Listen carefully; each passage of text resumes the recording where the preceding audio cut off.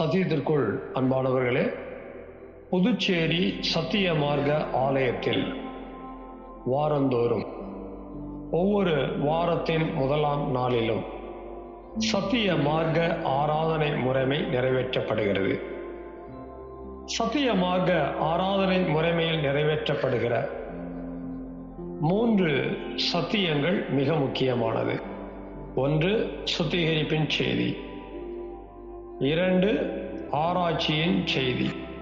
3, சத்திய தேவ செய்தி. இந்த 3 செய்திகளையும் யூடியூப் வழியாக உங்களுக்கு வழங்க ஆவியானவரால் வழிநடத்தப்படுகிறோம். இன்றைக்கும் நீங்கள் கேட்கிற இந்த சத்திய செய்தியினை கவனமாக கேளுங்கள். கருத்தாக சத்தியத்தின் ஆழங்களை கண்டுபிடியுங்கள். கேட்கிற சத்தியத்தின் அடிப்படையிலே உணர்ந்து அதை உங்களுடைய தனிப்பட்ட குடும்ப பொது ஊழிய வாழ்க்கையிலே கைகொண்டு வாழ்வதற்கு சத்திய தேவனுக்குள் வார்த்தைக்குள் பிரயாசப்படுங்கள். சத்திய தேவன் தாமே உங்கள் ஒவ்வொருவரையும் ஆசீர்வதிப்பாராக. இந்த சத்திய செய்தியை கேட்பதோடு மாத்திரமல்ல, ஒவ்வொரு செய்திக்கும் உங்களுடைய லைக் எங்களுக்கு ரொம்ப முக்கியமாக இருக்கிறது. அதுபோல உங்களுடைய கமெண்ட்ஸ் எங்களுக்கு தேவையாக இருக்கிறது. மேலும் இந்த சேனல் உங்களுடைய பயனுக்காக ஆரம்பிக்கப்பட்டிருக்கிறபடியால் சத்திய மார்க்க ஆலயம் புதுச்சேரி என்கிற இந்த சேனலுக்கு உங்களுடைய ஆதரவை தாருங்கள். சப்ஸ்கிரைப் செய்யுங்கள். சத்திய தேவனுக்கு மகிமை உண்டாவதாக. ஆமேன். சத்தியத்திற்குள் அன்பானவர்களே, சத்திய மார்க்க ஆராதனை முறைமையிலே முதல் பகுதியாக இருந்த உட்பிரகாரத்தில் சுத்திகரிப்பை பெற்று சத்திய ஆராதனையை செய்து நாம் சுத்தத்தை சுதந்திரமாக பெற்று 2வது பகுதியாக இருக்கக்கூடிய பரிசுத்த ஸ்தலத்தின் வேலைக்குள்ளாக பிரவேசிக்கிறோம். பரிசுத்த ஸ்தலத்திலே 3 விதமான சத்தியங்கள் காணப்படுகிறது. 1, கல்வாரி ஜீவாப்பம். இது சத்திய ஆராய்ச்சி செய்தியை பிரிக்கிறது. 2, கல்வாரி ஜீவ ஒளி. இது சத்திய சாட்சியை குறிக்கிறது. 3, கல்வாரி ஜீவ வாசனை.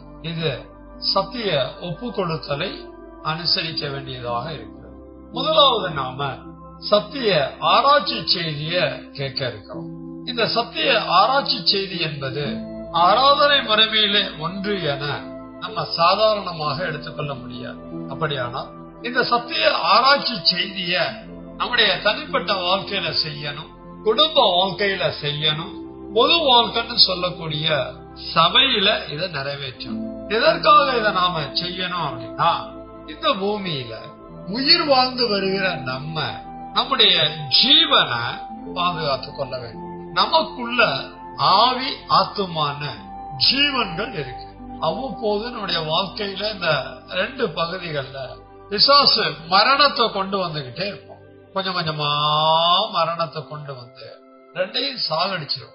உள்ளான மனுஷனுக்குள் மரணம் வராமல் இருக்க, அல்லது சின்ன சின்ன மரணத்துக்கான காரியங்கள் முழுசா ஜீவனை எடுத்து விடாம இருக்க, ஜீவன் பெறுவதற்காக இந்த ஆராய்ச்சி செய்தியை நம்ம கேட்கணும். உள்ளான மனிதனுக்குரிய ஜீவ ஆகாரமா இந்த ஆராய்ச்சி செய்தி இருக்கு. இந்த ஆராய்ச்சி செய்தி உள்ளான மனுஷனுக்கு ஜீவனை உண்டு பண்ணும். எனக்கும் வேணும், உங்களுக்கும் வேணும். சோ நமக்கு உள்ளான மனிதனுக்கு ஜீவனை கொடுப்பதற்கு இந்த சத்திய ஆராய்ச்சி செய்திய தேவன் நம்மோட பேசுறேன். ஒவ்வொரு வாரமும் ஆராய்ச்சி செய்திக்காக நாம ஒரு அதிகாரத்தை எடுத்துக்கொள்வது வழக்கம். இன்றைக்கு ஆதியாகமம் 15ஆம் அதிகாரத்தை நம்ம ஆராய்ச்சி செய்திக்காக எடுத்துக்கிறோம். இந்த அதிகாரத்துல 21 வசனங்கள் இருக்கு. இந்த 21 வசனங்களுக்குள்ள ஒரு மைய வார்த்தையை கண்டுபிடிச்சு, அதுக்கு 3 வசனங்களை நாம நம்முடைய வீடுகள்ல கண்டுபிடிச்சு 3 சத்தியமும் எடுத்துக்கொள்ளணும். அடுத்தபடியா ஒரு மைய வசனத்தை கண்டுபிடிச்சு அத 3 பிரிச்சு 3 சத்தியமா எடுத்துக்கணும். சோ 6 சத்தியம். அடுத்தபடியா மைய வார்த்தைய ஜீவனுக்குரிய சத்தியமா அறியவும், மரணத்துக்குரிய சத்தியமா அறியவும், ஜீவனுக்காக ஒரு வசனமும் மரணத்துக்காக ஒரு வசனமும் கண்டுபிடிக்க இருக்கிறோம். அப்படி கண்டுபிடிச்ச பிறகு ஜீவனுக்கான வசனத்தை 3 பிரிக்கிறோம். அடுத்து மரணத்துக்கான வசனத்தையும் 3 பிரிக்கிறோம். முன்னால 6 சத்தியம், இப்ப ஒரு 6 சத்தியம், ஆக மொத்தம் 12 சத்தியத்தை நாம ஜீவ அப்பங்களா, உள்ளான மனுஷனுக்கு தேவையான ஜீவ ஆகாரமா உட்கொள்ள இருக்கிறோம். கவனமா கேட்கலாமா? ஆதியாகமம் 15ஆம் அதிகாரத்துல மைய வார்த்தை என்ன அப்படின்னா, வார்த்தை கமா சொல். வார்த்தைக்கு இணையான ஒரு வார்த்தை தான் சொல்.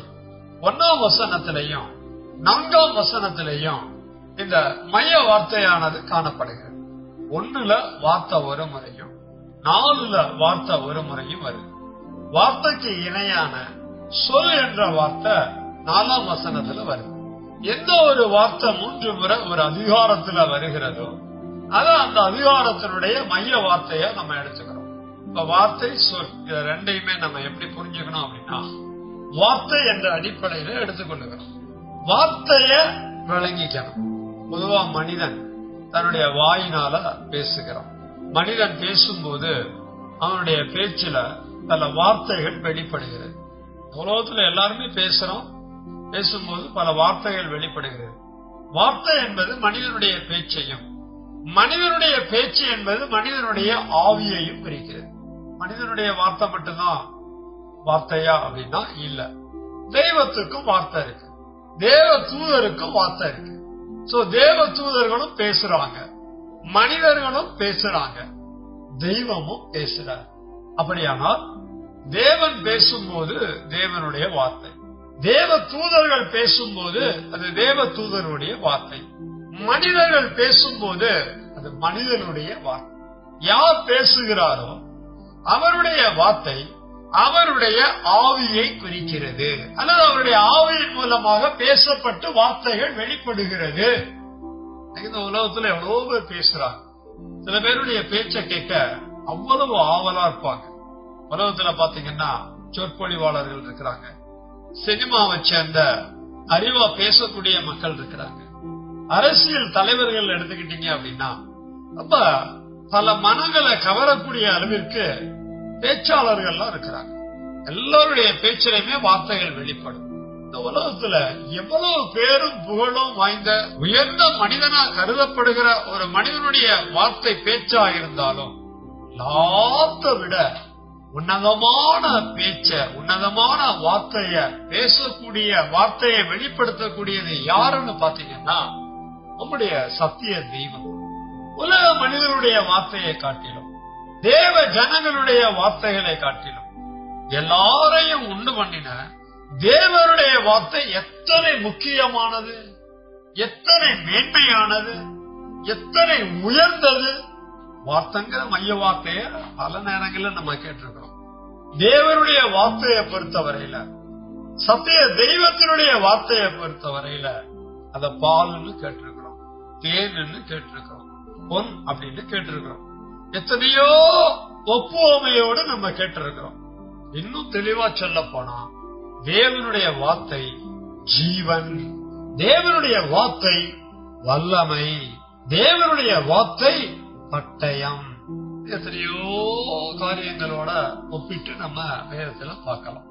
மனிதர்களுடைய வார்த்தைகளை காட்டிலும் தேவனுடைய வார்த்தை எத்தனை முக்கியமானது.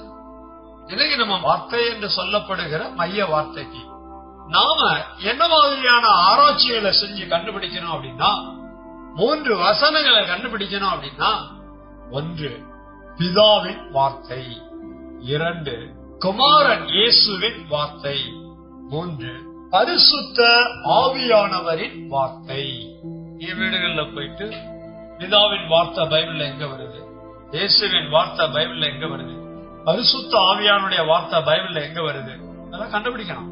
அதெல்லாம் கண்டுபிடிக்க மாட்டேங்க அப்படின்னா உங்க வாழ்க்கையில மாற்றங்கள் வராது, உங்க வாழ்க்கையில ஆசீர்வாதங்கள் கிடைக்காது, உங்க வாழ்க்கையில மேன்மைகள் உண்டாகாது.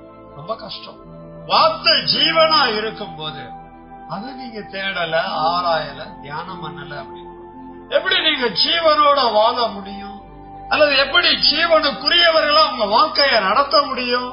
யாரெல்லாம் உள்ளான மனுஷனுக்கு ஜீவன் வேணும்னு விரும்புறீங்களோ அவர்கள் எல்லாம் உங்க வாழ்க்கையில டெய்லி லைஃப்ல வார்த்தையை கொஞ்சம் தேட, ஆராய, தியானம் பண்ண முயற்சி பண்ணுங்க. அப்படி முயற்சி பண்ணி கண்டுபிடிச்சீங்க அப்படின்னா அது உங்களுக்கு நல்லது. இப்ப மைய வசனத்தை குறிங்க. ஆதியாகமம் 15ஆம் அதிகாரத்துல 4ஆம் வசனத்தை மைய வசனமா எழுதிக்கங்க. இத 3ஆ பிரிக்கலாம். எப்படின்னு கவனிங்க. அந்த வசனத்தை பாருங்களேன். அப்பொழுது கர்த்தருடைய வார்த்தை அவனுக்கு உண்டாகி, யார் இந்த அவன்?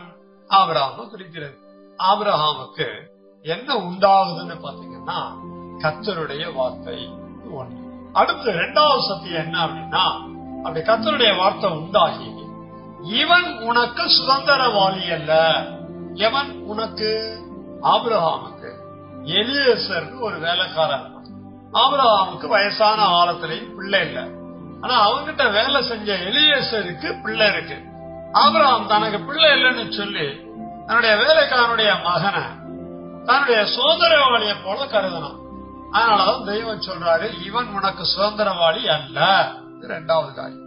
3, முன் கற்ப பிறப்பானவனே, குழந்தையே இல்ல, யாருக்கு? ஆபிரகாம், உனக்கு சுதந்திரவாளி ஆவான் என்று சொல்லி, கர்த்தருடைய வார்த்தை ஆபிரகாமுக்கு உண்டாச்ச. எலியேசர் பிள்ளை உனக்கு சுதந்திரவாளி இல்லைன்னு சொல்லி 3வது என்ன சொல்றாருன்னா, உனக்கு கற்ப பிறப்பு இருக்கு, அதுதான் உன்னுடைய சுதந்திரவாளி. கர்த்தருடைய வார்த்தை ஒரு மனிதனுடைய சுதந்திரவாளி யார் என்பதை வெளிப்படுத்தும். பழைய ஏற்பாட்டு காலகட்டத்தில் நடந்து முடிஞ்ச சம்பவம். ஆபிரகாமுக்கு கர்த்தர் அவனுடைய சுதந்திரவாளியா யாரு இருப்பாங்க, ஆபிரகாமுடைய கற்ப பிறப்பு தான் இருக்கும் அப்படிங்கறத வெளிப்படுத்துகிறார். நடந்து முடிஞ்சிருச்சு. இப்ப இதை கேட்டோம் அப்படின்னா நடந்ததை கேட்டு தெரிஞ்சுக்கிறோம். இல்ல அதை கொஞ்சம் யோசிக்கும் போது அதுல இருந்து எனக்கு என்ன சத்தியத்தை சொல்ல வராரு என்பதை அறிந்து கொள்ள இருக்கிறோம். உங்களுக்கு எனக்கு இந்த வசனத்தின் மூலமா 3 சத்தியத்தின் மூலமா என்ன கிடைக்குது? நாம என்ன இதுல அறியணும்? கர்த்தருடைய வார்த்தை தான் என்னைய தேவனுடைய சுதந்திரவாளியாக மாற்றும். நீங்களும் நானும் குடும்பத்துல உடைய தாய் தகப்பனுக்கு சுதந்திரவாளியா இருக்கலாம். ஆனா நீங்களும் நானும் சர்வத்தையும் சர்வ மனுஷர்களையும் படைத்த தெய்வத்துக்கு சுதந்திரவாளியா மாற வேண்டாமா? சுதந்திரவாளினா என்ன? சொத்து. நீங்களும் நானும் தேவனுடைய சொத்தா மாறணும். நீங்களும் நானும் தேவனுடைய சுதந்திரவாளியா மாறணும். அப்படி மாறணும் அப்படின்னா மனுஷனுக்கு நம்ம சுதந்திரவாளியா இருக்கிறத விட தெய்வத்துக்கு சுதந்திரவாளியா மாறணும். அப்படின்னா வானமும் பூமியும் கர்த்தருடையது. பரலோகத்தில் இருக்கிற தெய்வத்துக்கு பரலோகமும் அவருடையதா இருக்கு. இப்ப பரலோகத்தின் தெய்வத்தினுடைய சுதந்திரவாளியா மாறணும் அப்படின்னா பரலோகத்தில் இருக்கிற எல்லாம் நமக்கு தானே. எவ்வளவு பெரிய ஆசீர்வாதத்தை கொண்டு வருது பாருங்க. நீங்களும் நானும் பரலோகத்தில் இருக்கிற தேவனுக்கு சுதந்திரவாளியா சொத்தா மாறணும்னா தெய்வத்தினுடைய வார்த்தைய நம்முடைய வாழ்க்கையில ஒவ்வொரு நாளும் முக்கியப்படுத்தி அதன் வெளிப்பாடுகளை கண்டுபிடித்து அதன் வழியாக சுதந்திரவாளியாக மாற வேண்டும். தெளிவா சொல்ல போனா இப்படி விளங்கிக்கலாம். தேவனுடைய வார்த்தையா இயேசு இருக்கிறார். ஆதியில தேவனோட இருந்த தேவனுடைய வார்த்தையா இயேசு இருக்கிறார். அவர் தான் கல்வாரி சிலுவையில மனுஷகுமாரனா வந்தவர். கல்வாரி சிலுவையில எல்லாருடைய குற்றங்களையும் தன்மேல ஏற்று மறித்து நம்முடைய குற்றங்களை போக்க நிவர்த்தி செய்ய அவருடைய குற்றப்பட்ட ஜீவனை கொடுத்து நம்மளை கழுவி தேவனுடைய சுதந்திரவாளியா உங்களை என்னை மாத்துறாரு. வார்த்தை இயேசு இல்லாம நீங்களும் நானும் பிதாவாகிய தேவனுக்கு சுதந்திரவாளியாக மாற முடியாது. இந்த உலகத்துல நான் சுதந்திரவாளின்னு சொல்லி ஒரு புண்ணியம் இல்ல. கொஞ்ச நாள்ல போய் சேர்ந்துருவோம். நித்திய வாழ்க்கை இருக்க, முடிவில்லாத வாழ்க்கை இருக்குது, எட்டர்னல் லைஃப் இருக்குது, என்றென்றைக்கும் உள்ள ஒரு வாழ்க்கை இருக்குது. அதுல தேவன் என்றென்றைக்கும் உள்ளவரா இருக்கிறாரு. அவருக்கு சுதந்திரவாளியா நீங்களும் நானும் இயேசுவை போல வாழ வேண்டாமா? அப்படியானா எனக்கு தேவனுடைய வார்த்தை எவ்வளவு முக்கியங்கிறத உணர்ந்து வாழ்க்கையில தேவனுடைய வார்த்தைக்கு முக்கியம் கொடுத்து தேட ஆராய தியானம் உங்களை ஒப்பு கொடுங்கள்.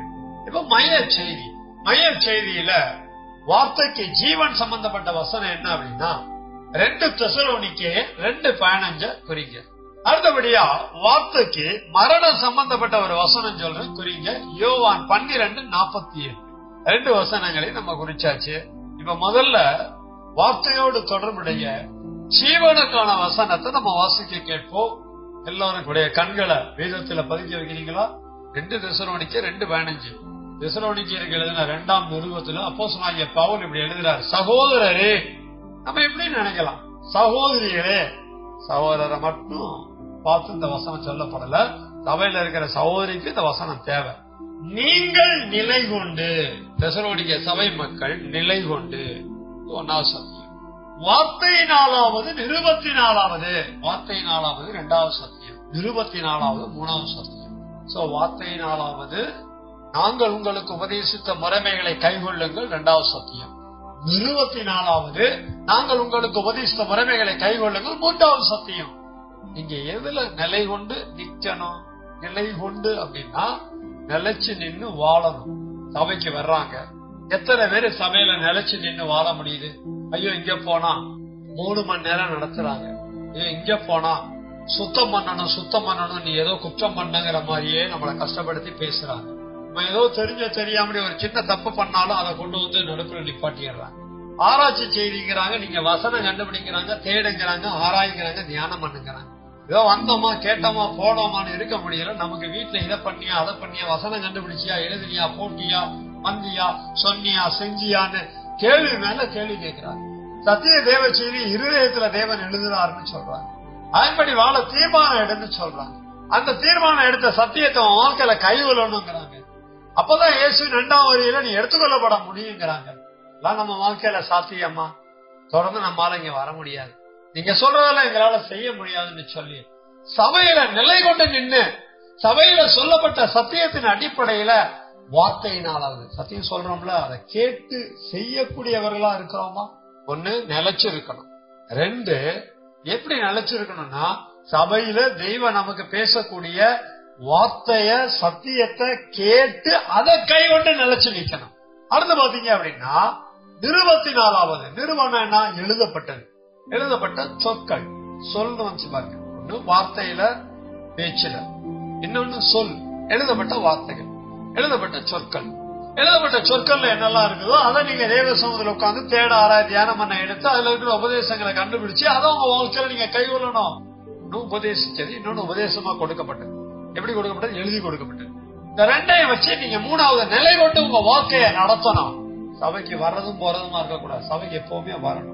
சபைக்கு வர்ற நீங்க இதெல்லாம் கை கொண்டு நடக்கக்கூடியவங்களா மாறணும். இந்த 3ஐயும் உங்க வாழ்க்கையில நீங்க நிறைவேற்றினீங்க அப்படின்னா உங்க வாழ்க்கை மரணத்துக்கு ஏதுவா இருக்காது, நிச்சயமா அது ஜீவனுக்குரியதாக இருக்கும். நிலைச்சு நின்னு பாருங்க, ஜீவன்.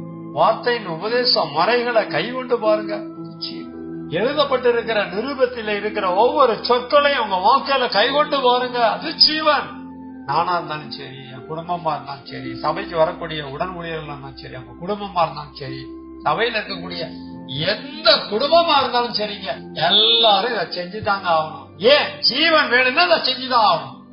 செஞ்சா ஜீவன் இருக்கும். கேட்ட சத்தியத்தை நல்லா தெளிவா உணர்ந்து இந்த சத்தியத்தின் அடிப்படையில ஜீவனுக்குரியவர்களா வாழ நீங்க ஆயத்தமா இருக்கணும்.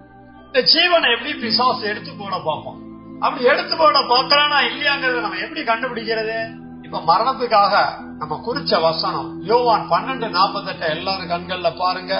நான் வாசிக்கிறேன், 3ஆ பிரிப்போம். ஒண்ணு அது என்னங்கிறத கண்டுபிடிச்சு மரணம் வராம எப்படி எச்சரிக்கையா வாழ்க்கையை நடத்துறதுங்கிறத விளங்கிக் கொள்வோம். யோவான் 12:48 என்னை தள்ளி 1, என் வார்த்தைகளை ஏற்றுக்கொள்ளாதவனை நியாயம் தீர்க்கிறது ஒன்று இருக்கிறது. 2, நான் சொன்ன வசனமே அவனை கடைசி நாளில் நியாயம் தீர்க்கும். 3, ஒண்ணு என்ன அப்படின்னா என்னை தள்ளி, யார தள்ளி? இயேசுவ தள்ளி. இயேசு எனக்கு வேண்டாம். கிறிஸ்தவங்க எல்லாம் இயேசுவை ஏற்றுக்கொண்டதான் நம்ம நினைக்கிறோம். கிறிஸ்தவங்க எல்லாமே இயேசு வேணும்னு வாழ்வதான் நம்ம நினைக்கிறோம். அப்படியெல்லாம் யாரும் வாழ்ற மாதிரி தெரியல. உலகமெங்கிலும் பெரும்பாலும் கிறிஸ்தவங்க இருக்கிறாங்க. இயேசுவை பத்தி சொன்னா ரொம்ப சந்தோஷமா கேட்கிற மாதிரி கேட்பாங்க. ஆனா ஆவிக்குரிய வாழ்க்கைன்னு வரும்போது, பக்திக்குரிய வாழ்க்கைன்னு வரும்போது இயேசுவை முன்னால வைக்கவே மாட்டாங்க. இதுக்கு இருந்தாலும் மரியாள் இல்லன்னா செயின்ட்ஸுமா, பரிசுத்தவான்கள்.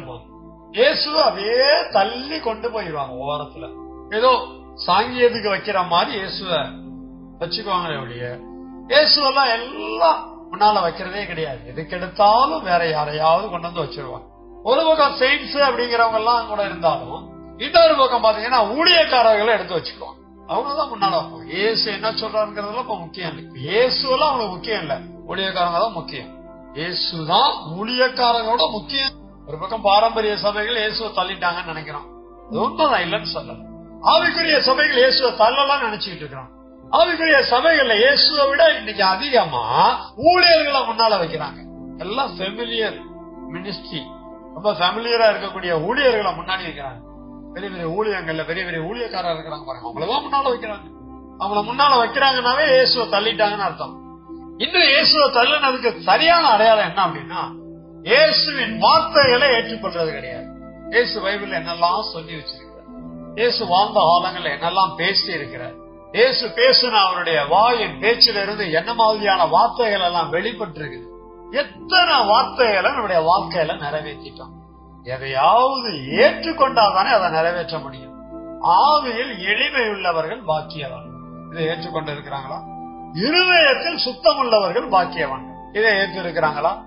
உன்னிடத்தில் கேட்கிற எவனுக்கும் கொடு, இதை ஏற்றிருக்கிறாங்களா? சத்துருக்களை சிநேகியுங்கள், இதை ஏத்துக்கிட்டாங்களா?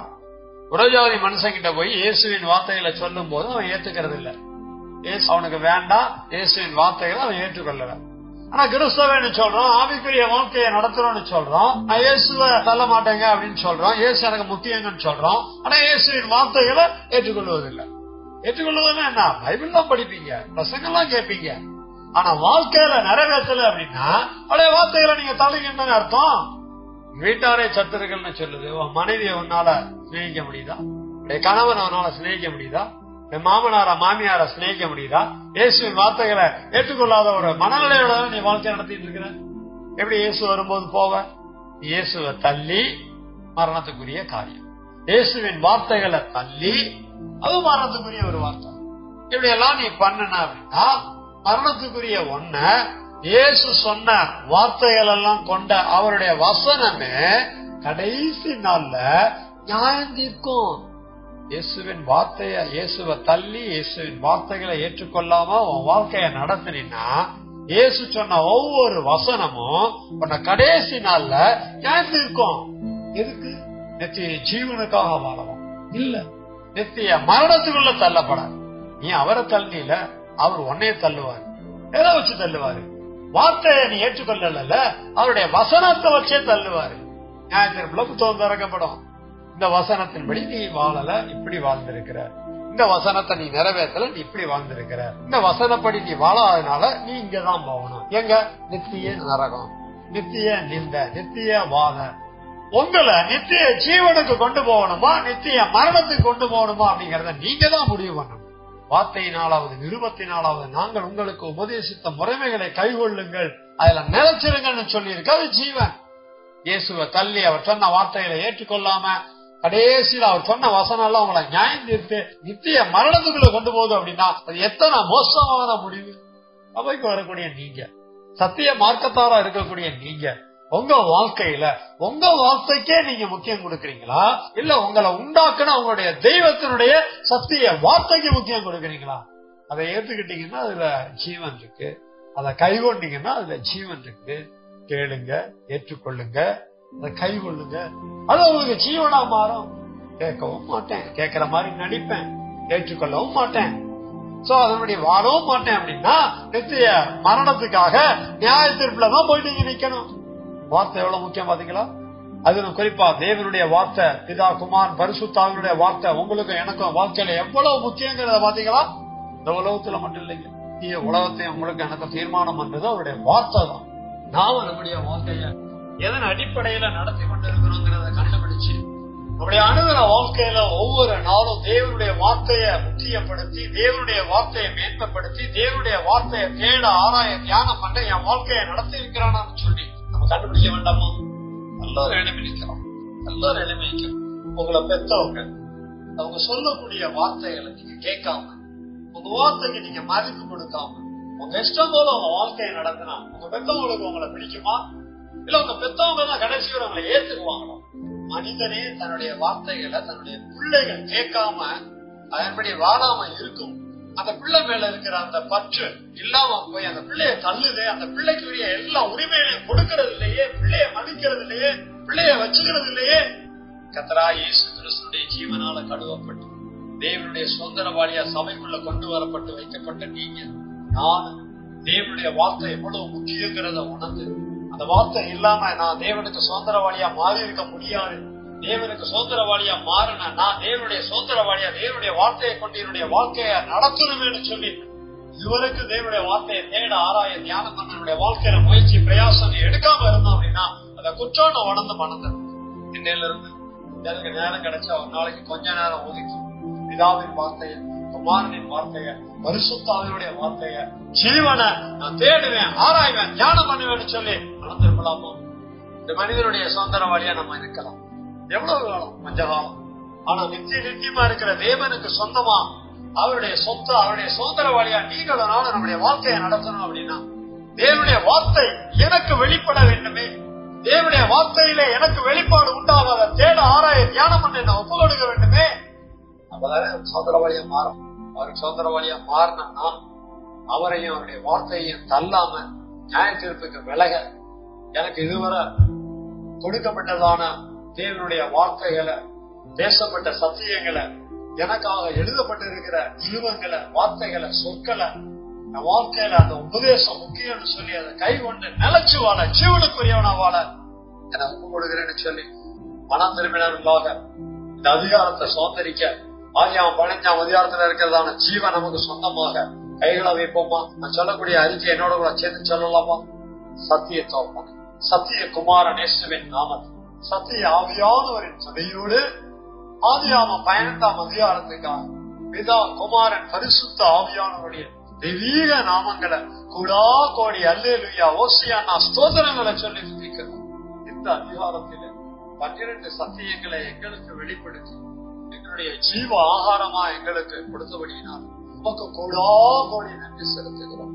இந்த 12 சத்தியத்தை வாழ்க்கையில ஒவ்வொரு நாளும் நிறைவேற்றி வாழ ராஜரீகம் விளங்க நீ பரிசுத்தர் பரிசுத்தர் பரிசுத்தர் என்று தொழுது சேவிக்கிறோம்.